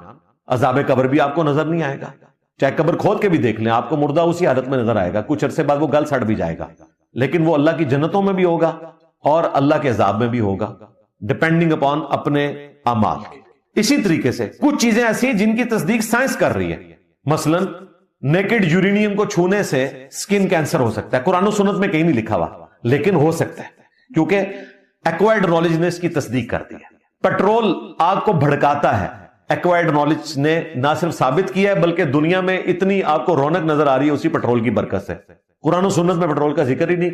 बुखारी मुस्लिम में जिस तेल का जिक्र है वो तो खाने वाला तेल होता था, घी होता था। ये तेल तो मुश्किल 200-250 साल पहले पेंसिल्वेनिया में पहली दफा 1859 में हजरत एडवन, मुट्ठी दाढ़ी थी कर्नल एडवन, क्रिश्चियन, उन्होंने दरियाफ्त किया। इससे पहले तो नहीं था। आज दुनिया इसी तेल के ऊपर डिपेंडेंट है। तो साइंस तस्दीक करे या कुरान और सुन्नत तस्दीक करे। अब आ जाए ये कव्वे की तरफ। इतनी बात इसलिए करनी पड़ी कि आपके दिमाग जो कव्वों ने चाट लिए हैं ना, जो जाहिल किस्म के कव्वे हैं, तो वो खोलने के लिए आपको बताने की जरूरत है कि असल बात क्या है। ज्यूज और क्रिश्चियंस भी वो क़यामत की निशानियां बता रहे हैं, हालांकि बाइबल में कहीं क़यामत की निशानी के तौर पे इसको जिक्र नहीं किया गया। बाइबल में कई जगह पे कव्वों का जिक्र है। दो जो क्रिटिकल मौके हैं वो इंशाल्लाह हम डिस्प्ले कर देंगे, जो सारा खुलासा है पूरी बाइबल का। नंबर 1, नापाक जानवरों में से एक जानवर है कव्वा, और यह बात مسلمانوں کے ہاں بھی ہے کہ حرام جانور ہے. ایک یہ چیز بائبل میں لکھی ہوئی ہے. اور دوسری یہ ہے کہ جب اللہ تعالیٰ کسی شہر کو ویران کر دیتا ہے تو وہاں پر پھر کوے، چیلے، گدھ آ جاتے ہیں. یہ فزیکل فینومینا آف نیچر ہے، رپورٹ ہوا ہے بائبل کے اندر. That's all. کوئی قیامت کی نشانی کے طور پر اس طرح کی کوئی چیز پریزنٹ نہیں ہوئی. اب آ جائیں آپ اسلام میں، تو قرآن پاک میں کوے کا ذکر موجود ہے سورۃ المائدہ میں، جہاں آدم علیہ السلام کے ایک بیٹے نے دوسرے بیٹے کو قتل کر دیا. قابیل نے حابیل کو قتل کیا. پھر اسے پتہ نہیں چل رہا تھا کہ اپنے بھائی کی لاش کو کیسے سنبھالے، تو ایک کوا آیا، اس نے زمین کریدنا شروع کی اور اس سے اس کو کلک ہوا. اس نے کہا میں اس کوے جیسا بھی نہیں ہو سکا کہ اپنے بھائی کی لاش کو چھپا لیتا. تو کوے کا ذکر قرآن میں اس حوالے سے موجود ہے. یا صحیح بخاری کے اندر موجود ہے، نبی علیہ السلام نے 5 چیزیں ہیں جن کو حدود حرم میں بھی مارنے کی اجازت دی ہے. نمبر 1 کوا، نمبر 2 چیل، نمبر 3 بچھو، نمبر 4 چوہا، اور نمبر 5 ایسا کتا جو کہ باولا ہو چکا ہو، ریبیس جو ہوتے ہیں. ان کو حرم میں بھی مارنے کی اجازت ہے. حرم میں آپ کسی جانور کو مار نہیں سکتے، لیکن ان کو مار سکتے ہیں اگر ان سے انسانیت کو تکلیف پہنچے. اسی طریقے سے سنن ابن ماجہ میں حدیث موجود ہے، عبداللہ ابن عمر سے پوچھا گیا کہ کوا کھانا کیسا ہے، تو انہوں نے فرمایا کہ نبی علیہ السلام نے تو کوے کو فاسق کہا ہے. تو فاسق چیز کیسے کھائی جا سکتی ہے؟ وہ تو خبیث ہے، ناپاک ہے. اور پھر اس کے ساتھ اگلی حدیث امام ابن ماجہ نے لی ہے کہ سیدنا قاسم بن محمد بن ابی بکر وہ اما عائشہ سے روایت کرتے ہیں کہ نبی علیہ السلام نے فرمایا کہ یہ جانور جو ہیں وہ فاسق ہیں. نمبر 1 سانپ، نمبر 2 بچھو، نمبر 3 کوا. یہ فاسق جانور ہیں. اور پھر قاسم بن محمد بن ابی بکر کہتے ہیں جب ان سے پوچھا گیا کہ یہ جانور کھائے جا سکتے ہیں تو انہوں نے کہا کہ جو جانور فاسق اور ناپاک ہے اس کو کیسے کھایا جا سکتا ہے. یہ زیادہ سے زیادہ کووں کا ذکر موجود ہے جی ہماری کتابوں کے اندر، قرآن اور سنت کے اندر. اس کے علاوہ کوئی اس حوالے سے چیز رپورٹ نہیں ہوئی ہے. اب آپ ریشنل اپروچ رکھتے ہوئے قرآن و سنت کے دلائل، بائبل کے دلائل تو میں نے رکھ دیے، تو اب ہم سائنٹسٹ سے پوچھیں گے نا. ظاہر ہے دوسرا نالج کون سا ہے؟ Acquired knowledge. تو آپ کو سائنٹسٹ بتا دیں گے، اور وہ آج مذاق اڑا رہے ہیں مذہبی لوگوں کا کہ ان کو ہر چیز میں قیامت نظر آ جاتی ہے. وہ کہتے ہیں ایک نیچرل چیز ہے کہ جب کسی شہر کے اوپر حملہ ہوتا ہے، وہاں پینک ہوتا ہے، خوراک کا مسئلہ ہو جاتا ہے، تو وہاں سے کوے ہوں، چیلے ہوں، وہ ہجرت کر کے دوسرے علاقے میں چلی جاتی ہیں. یہ اس کے پیچھے ایک فزیکل فینومینا ہوتا ہے. That's all. اس سے زیادہ کچھ بھی نہیں ہے. کوئی اس کے اندر کوئی سگنل نہیں چھپا ہوا کہ قیامت کی نشانی آنے والی ہے. یہ ٹوٹل ریشنل اپروچ ہے جو ایک مسلمان کو رکھنی چاہیے. پہلا سوال ہے، یہ سارے مکمل ہو گئے؟ یہ پہلا سوال ہے. دادا کرو. میرا خیال ہے اس میں جو عام بندے کی ضرورت ہے نا، میں اس کو ایڈریس کر دیتا ہوں. آپ نے جو پہلا سوال پوچھا ہے فرشتوں کے حوالے سے، پریویس ایکسپیرینس ہو یا نہ ہو اس سے فرق نہیں پڑتا. فرشتوں کو یہ بات پتا تھی کہ اگر کلی اختیار کسی کو دیا جائے اس حوالے سے کہ حق اور باطل دونوں راستے رکھ دیے جائیں، اور اسے یہ چوائس دی جائے کہ وہ حق کو چوز کرے یا باطل کو، تو اس کائنات میں ایک ہی ہستی ہے جو پرفیکٹ ہے، وہ اللہ کی ذات ہے. مخلوق جو ہے وہ امپرفیکٹ ہے. تو اس لیے ان کی ججمنٹ کہ اگر تو مخلوق کو یہ اختیار دے گا اچھائی اور برائی میں، تو اس میں خدشہ ہے کہ وہ برائی میں مبتلا ہو جائیں گے. یہ ان کی اسیسمنٹ بالکل درست تھی. اس کے لیے کوئی پریویس نالج کی ضرورت نہیں ہے، کیونکہ مخلوق امپرفیکٹ ہے. جب آپ اسے اختیار دیں گے کہ یہ اچھائی ہے، یہ برائی ہے، اس سے بھی بڑھ کر آپ اچھائی کو ناگوار رکھ دیں گے اور برائی میں اٹریکشن پیدا کر دیں گے، تو ظاہر ہے اس کا الٹیمیٹ نتیجہ تو یہی ہونا تھا. تو اس لیے فرشتوں نے جو کچھ ججمنٹ دی وہ علم الغیب کی وجہ سے نہیں تھا، وہ کامن سینس تھا. دوسرا، یہ بات درست ہے اس حد تک کہ سورۃ الحجر میں اللہ تعالیٰ نے فرمایا کہ ہم نے انسانوں سے پہلے جنات کو پیدا کیا آگ کی لپٹ سے، اور جنات بھی ایک ایسی مخلوق ہیں کہ جنہیں اللہ تعالیٰ نے اختیار دیا ہے. ان کی کارستانیاں فرشتوں کے سامنے تھیں، انہیں بھی اختیار دیا گیا. ان کے اندر بھی وہی برائیاں پائی جاتی تھیں جو انسانوں میں پائی جاتی ہیں. تو اس اعتبار سے انہوں نے اس کی اینالوجی صحیح بنا لی. باقی جتنی چیزیں ہیں نا ایوولوشن سے ریلیٹڈ، وہ ایک علیحدہ سے ٹاپک ہے. اس کو ہم جو ایوولوشن کا ایشو ہے اس کو اس اعتبار سے دیکھتے ہیں کہ اگر کوئی کہتا ہے نا یہ ایوولوشن ہوئی ہے اور اس میں خدا کو باہر نہیں نکالتا، ہمیں کوئی اعتراض نہیں، جو مرضی کرتے رہے، اس میں سے کچھ نکلنا نہیں. ایوولوشن کو ماننے سے خدا کا ڈینائل نہیں ہوتا. ایک ایوولوشن تو ہم مانتے ہیں نا کہ 8 سے 1000 سال پہلے کا انسان اتنا ذہن نہیں رکھتا تھا کہ وہ بوئنگ 747 بنا لے. یہ وقت کے ساتھ ایوالو کیا ہے نا اللہ تعالیٰ نے انسان کو یہ صلاحیتیں دی ہیں. آج جو لوگوں کے سوچنے سمجھنے کی صلاحیت ہے, اس زمانے میں کریمنگ کی پاور زیادہ تھی, لیکن آج جو ان ڈیپتھ نالج ہمارے پاس ہے وہ ہمارے بزرگوں کے پاس تو نہیں تھا. تو وقت کے ساتھ ساتھ ہم نے چیزیں لرن تو کی ہیں. تو ایوولوشن سے اسلام کو کوئی الرجی نہیں ہے. اگر کوئی ماننا چاہتا ہے مانتا رہے. الٹیمیٹلی وہ یہ مانے کہ کریٹر خدا ہے, لیکن اس ٹاپک پہ وہ آتے ہی نہیں ہے. وہ کہتے ہیں جی یہ ہوا یہ ہوا یہ ہو گیا, سٹارٹ کہاں سے ہوا, وہ کہتے ہیں ہمارا کوسچن ہی نہیں ہے, بس پہلے کہیں سے سٹارٹ ہو گیا, بس وہی خدا ہے, اس کو آپ مان لیں, اس کے بعد آپ کا جو دل کرتا ہے مانتے رہے. ہمیں کوئی کسی سے اختلاف نہیں اس اعتبار سے. ہم اپنی رائے ضرور رکھتے ہیں, لیکن کسی کے اوپر ہم اس حوالے سے فتویٰ بازی نہیں کرتے. بعض علماء نے اس طرح کی گفتگو کی ہے, ڈاکٹر اسرار صاحب نے, بعض لوگوں نے, اس لیے یہ کوئی اتنا ایشو نہیں ہے. اصل سوال وہی تھا کہ فرشتوں کو کیا علم الغیب تھا. اگر فرشتوں کو علم الغیب ہوتا تو جو سوال حضرت آدم علیہ السلام سے ہوا تھا اس کا جواب فرشتے دے لیتے. یہ پھکی ہے. اصل مسئلہ تو سوال جو پوچھا گیا تھا ان چیزوں کے نام بتاؤ, تو بتا دیتے فرشتے علم الغیب کے ذریعے. اس کا مطلب ہے فرشتوں کے پاس علم الغیب نہیں تھا, اور انہوں نے کہا کہ بس اتنا ہی علم ہے جتنا تو نے ہمیں دیا ہوا ہے. یہ ان کی اسیسمنٹ تھی اور بالکل درست ہے. اللہ تعالیٰ نے فَأَلْهَمَهَا فُجُورَهَا وَتَقْوَاهَا, نیکی کا مادہ بھی ودیت کیا ہے اور برائی کا بھی. انسان نے چوز کرنا ہے. اِنَّا هَدَيْنَاهُ السَّبِيلَ اِمَّا شَاكِرًا وَإِمَّا كَفُورًا. ہدایت کا راستہ واضح کر دیا ہے, خواہ شکر گزاری کی روش اختیار کرو خواہ ناشکری کی. اللہ تعالیٰ نے انسان کو دو راستے دکھا دیے, جنات کو دکھا دیے. یہ دو مخلوقات ہیں جنہیں اللہ تعالیٰ نے اختیار دیا ہے اس حوالے سے کہ وہ اچھائی اور برائی میں تمیز کر کے ایک راستہ اختیار کر سکتے ہیں. یہ اختیار فرشتوں کے پاس نہیں ہے, تو اس لیے وہ نافرمانی بھی نہیں کرتے. اور انسان نافرمانی اس لیے کرتا ہے کہ اسے اختیار دیا گیا ہے, کہیں نہ کہیں مس ہینڈلنگ ہو جاتی ہے, اور یہ اللہ تعالیٰ نے مانی ہوئی ہے. اسی لیے اللہ نے توبہ کا دروازہ رکھا ہوا ہے کہ توبہ کرو, اللہ کی طرف رجوع لاؤ. اسی سے ریلیٹڈ وہ حدیثیں ہیں بخاری اور مسلم کی, جس کا بعض لوگ مذاق اڑاتے ہیں کہ نبی علیہ السلام نے فرمایا کہ اگر تم گناہ نہ کرتے تو اللہ تعالیٰ تمہیں ختم کر کے اور مخلوقات پیدا کرتا, اور وہ گناہ کرتے اور پھر اللہ تعالیٰ ان کی توبہ قبول کر کے خوشی محسوس کرتا. تو اس کو لوگ اس طرف لے جاتے ہیں کہ اللہ تعالیٰ چاہتا ہے کہ لوگ گناہ کریں. یہ رزلٹ نہیں نکالا گیا تھا. یہ بتایا گیا تھا کہ اللہ نے مخلوق جن اور انسان اس طرح کی مخلوقات پیدا کی ہیں کہ جنہیں اختیار دیا ہے, اور کریٹر کو پتا ہے کہ اس کا رزلٹ یہ ہوگا. مثلا اب میری فیلڈ ہے میکینیکل انجینئرنگ کی, ہمیں یہ پتا ہے کہ چاہے ڈیزل انجن ہو چاہے پیٹرول انجن ہو, اس میں سے دھواں نکلنا ہی نکلنا ہے. یہ ہو ہی نہیں سکتا کہ 100% آپ فیول کی انرجی کو کنورٹ کر دیں میکینیکل انرجی کے اندر.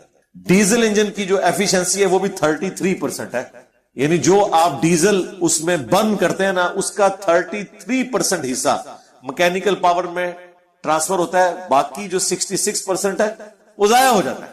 تو یہ ہمیں پتا ہے, یہ تو ہو ہی نہیں سکتا کہ 100% ہو. انسان کو اللہ تبارک و تعالیٰ نے اس اعتبار سے کمزور بنایا, لیکن توبہ سے اس کی کمپنسیشن کر دی ہے کہ کبھی غلطی ہو تو اللہ کی طرف رجوع لے آؤ, جو ہمیں دعائیں بھی سکھائی گئی ہیں. ربنا لا تؤاخذنا ان نسینا او اخطأنا, بھول جائیں یا چونک جائیں, کہیں پہ خطا ہو جائے تو معاف کر دیں. اصل چیز ہے آدم کا بچہ وہ ہے جو آدمیت رکھے کہ غلطی کے بعد جسٹیفیکیشن نہ دے, معافی مانگے. اور شیطان کا بچہ وہ ہے جو غلطی کرنے کے بعد اپنی غلطی کی جسٹیفیکیشن. ہم نے آدمی بننا ہے, شیطان نہیں بننا. یہ ہے اس میں. اچھا علی بھائی, اس میں ضمنی ایک اور سوال بنتا ہے, وہ یہ بنتا ہے کہ اللہ تعالیٰ نے غائب نبی صلی اللہ علیہ وسلم کو بتا دیا اور آپ نے ساری امت کو بتا دیا سب کچھ, تو اب اللہ تعالیٰ کے سامنے پوری کائنات جو ہے وہ یہاں ہے, تو اللہ تو مطلب اللہ کے سامنے کیا غائب ہے اور کس غائب کے علم کو اللہ تعالیٰ ڈسکس کرتا ہے؟ اللہ تعالیٰ کے سامنے تو کچھ غائب نہیں ہے, اور نبی صلی اللہ علیہ وسلم کو جو کچھ بتایا وہ سب آپ نے امت کو بتا دیا, تو پھر ایسی کون سی پوشیدہ بات ہے غائب کی جو بھی رہ گئی ہے جس کو بہت زیادہ ڈسکس کیا جاتا ہے؟ ہاں جی, علم الغیب کے حوالے سے میں نے تفصیلی ویڈیو ریکارڈ کروائی ہے 6A اور 6B مسئلہ. اس میں میں نے بتایا تھا علم الغیب کلی اللہ کے پاس ہے, اس میں سے وہ جتنا چاہتا ہے اپنے پیغمبروں کو دیتا ہے. وما كان الله ليطلعكم على الغیب ولكن الله يجتبي من رسله من يشاء. یہ سورہ آل عمران کی 179 نمبر ہے کہ اللہ کی یہ شان نہیں کہ تمہیں اپنے غیب پر مطلع کرے, ہاں اپنے رسولوں میں سے جسے چن لیتا ہے اسے غیب کا علم دیتا ہے, وہ بھی اتنا جتنا اس کی ریکوائرمنٹ ہے. کلی غیب تو نہیں ہے. غیب کہتے ہیں ان سین چیز کو جو ہماری نظروں کے سامنے. اللہ تعالیٰ جب غیب کی بات کرتا ہے تو اس سے مراد وہ علوم ہیں جو ہم آبزرو نہیں کر سکتے اس فزیکل ورلڈ میں. مثلا جنت، جہنم، فرشتے، جو فزیکل ورلڈ کی چیز نہیں ہے. عذاب قبر، اسے آپ عذاب برزخ کہہ لیں بے شک. یہ وہ چیزیں ہیں جن میں سے کچھ چیزیں پیغمبروں کو دکھائی جاتی ہیں، وہی ان کا علم الغیب ہوتا ہے. مستقبل سے تعلق رکھنے والی چیزیں ڈیفینیٹ، پریڈکشنز نہیں، ڈیفینیٹ، وہ پیغمبروں کو بتا دی جاتی ہیں. لیکن سب کچھ تو نہیں بتایا جاتا. ایک چیز تو نہیں بتائے گی. قرآن میں ہے قیامت کے بارے میں پوچھتے ہیں تو فرما دو اس کا علم تو اللہ کے پاس ہے. اور اے نبی، یہ تم سے تو اس طرح سوال کر رہے ہیں جس طرح تم دھاگ لگائے بیٹھے ہو اس کی تلاش میں کہ قیامت کب آئے گی. اس کا علم تو نہیں دیا گیا. تو جب ہم غیب کا لفظ بولتے ہیں تو ہمارے ریفرنس ہے. یعنی جب اللہ تعالیٰ کہتا ہے نا عالم الغیب والشہادہ، اللہ تعالیٰ علم رکھنے والا ہے ہر اس چیز کا جو تمہاری نظروں سے اوجھل ہے اور جو تمہاری نظروں کے سامنے ہے. یہ ہمارے ریفرنس سے بات ہو رہی ہے. اللہ کے سامنے آنے واحد میں ہر چیز شہادہ ہے. اللہ کے سامنے کوئی چیز بھی غائب میں نہیں ہے. وہ ہمارے ریفرنس سے بات کر رہا ہوتا ہے کہ جو چیزیں تمہیں نظر آ رہی ہیں وہ شہادہ، جو نہیں نظر آ رہی وہ غائب سے تعلق رکھتی ہیں، خواہ وہ فزیکل ورلڈ سے تعلق رکھتی ہوں، خواہ وہ میٹا فزکس سے تعلق رکھتی ہوں. اللہ تعالیٰ کے سامنے ہے ہر چیز. اللہ تعالیٰ ان کا علم رکھنے والا ہے. یہ ہمارے ریفرنس سے بات ہو رہی ہے. اس طرح جب ہم نبی کے لیے علم الغیب کلیم کرتے ہیں تو ظاہر ہے جب نبی کے علم میں آ گیا ان کے لیے تو وہ شہادہ بن گیا، لیکن ہمارے لیے تو ابھی بھی غائب ہے نا. ہم نے عذاب قبر نہیں دیکھا ڈائریکٹ، ہم نے جنت نہیں دیکھی، جہنم نہیں دیکھی، فرشتے نہیں دیکھے. اللہ کا یہ پورا ڈیوائن پلان جو چل رہا ہے کس طریقے سے چل رہا ہے ہمیں تفصیلات وہ نہیں پتا. اتنی پتہ ہے جو ہم فزیکل ورلڈ سے سائنس کی برکت سے حاصل کر لیتے ہیں. لیکن کچھ چیزیں ایسی ہیں جو اس فزیکل ورلڈ سے تعلق ہی نہیں رکھتی ہیں، وہ کبھی ڈیڈکٹ بھی نہیں ہوں گی. سائنس کی ڈیفینیشن ہی ہے فزیکل ورلڈ سے تعلق رکھنے والی چیز. سائنس آپ کو یہ تو بتا سکتی ہے کہ آج 17 جولائی 2022 ہے اور ہواؤں کا سلسلہ مونسون کا چل پڑا ہے فلاں جگہ سے اس رفتار سے اتنے دن کے بعد جہلم شہر تک پہنچ جائے گا. تو یہ فزیکل ورلڈ ہے نا. جس طرح جہلم سے 1.25 گھنٹے میں ہائیسٹ پنڈی پہنچ جاتی ہے اور میں جناب 11:15 یہاں ہائیسٹ میں کوئی چیز رکھواؤں اور میں کہوں جی بلال صاحب آپ 1:45 بجے فیض آباد اڈے پہ آ جائیں انشاءاللہ، وہاں پہنچے تو آپ کہیں گے میرا علم الغیب ثابت ہو گیا. نہیں، ایک فزیکل نالج ہے. علم الغیب تو یہ ہے کہ کوئی یہ بتا دے کہ 17 جولائی 2022 ہے نا، 17 جولائی 2052 کو فلاں بندہ فلاں چیز کے ذریعے فلاں جگہ بھیجے گا تو ٹائم قیامت تک ہے. بارش بھی نہیں کوئی بتا سکتا اس طریقے سے. جیسا جو قرآن میں ہے نا کوئی نہیں جانتا بارش کے بارے میں، اس سے مراد یہ ہے فزیکل علم نہیں ہے. فزیکل علم میں تو آپ جان سکتے ہیں، زمین کے اندر بھی جان سکتے ہیں فزیکلی. تو آپ صلی اللہ علیہ وسلم نے جو قیامت کی نشانیاں اور جو جی نشانی ہے نا، ہاں جی وہ بخاری مسلم میں حدیث ہے. جب حضرت جبرائیل نے انسانی شکل میں آگے پوچھا قیامت کب آئے گی تو رسول اللہ نے خود ہی کہہ دیا. اب آپ کو نبی علیہ السلام پہ جھوٹ باندھنے کی اجازت تو نہیں ہے. نبی علیہ السلام نے کہا کہ جس شخص سے سوال پوچھا جا رہا ہے نا وہ اس سے زیادہ نہیں جانتا جو شخص سوال پوچھنے والا ہے. پھر انہوں نے کہا یا رسول اللہ اچھا اس طرح کریں پھر آپ قیامت کی نشانیاں بتا دیں. تو نبی صلی اللہ علیہ وآلہ وسلم نے پھر نشانیاں بتا دی کہ جو پینڈو عرابی لوگ جو ہیں اونچی اونچی بلڈنگز بنائیں گے اور اسی طریقے سے عورتیں جو ہیں وہ یعنی وہ اس کانٹیکسٹ میں بات ہو رہی تھی کہ جس طرح اس کا مفہوم یوں بنتا ہے کہ جیسے کوئی عورت اپنی کنیز کو یعنی ڈیل کرتی ہے نا، اس طرح اولادیں ہوں گی جو اپنی ماں کے ساتھ اس طرح کا سلوک کریں گی. اس قسم کی چیزیں آپ نے ارشاد فرمائی. تو وہ تو نبی علیہ السلام کو نشانیاں بتائی گئی ہیں لیکن ایگزیکٹ قیامت کب آئے گی یہ نہیں بتایا.